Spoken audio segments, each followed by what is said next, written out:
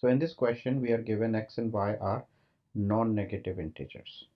And the question says, is x divisible by 2? That's another way of saying, is x even? So let's quickly look at the number house framework to figure out what values of x we can consider. Okay, so here we go.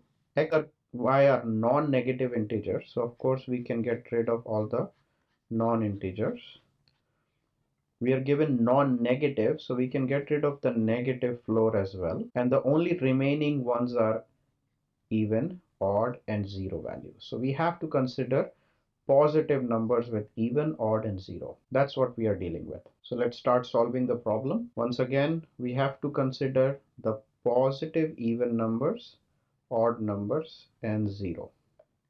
Okay, so statement 1 says x is equal to 12 to the power of y. So that means one thing, right?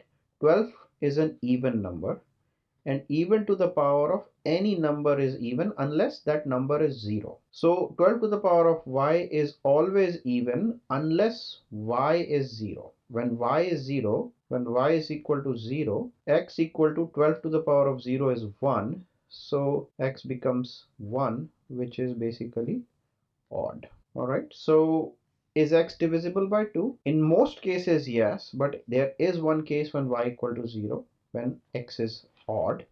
So the answer to this question is, we don't get a unique yes. So the answer to this question is, so it's not sufficient. Statement B, xy is given to be greater than 7. That could be 8, 9, 10, 11. In this case, it's even, odd, even, odd. Again, we cannot say. So statement B also not sufficient. Now let's take statement A and statement B together. We know that xy is greater than 7. That means neither x nor y is 0. If either one of them was 0, then xy would be 0. So in that case, x would be 12 to the power of a non-zero number.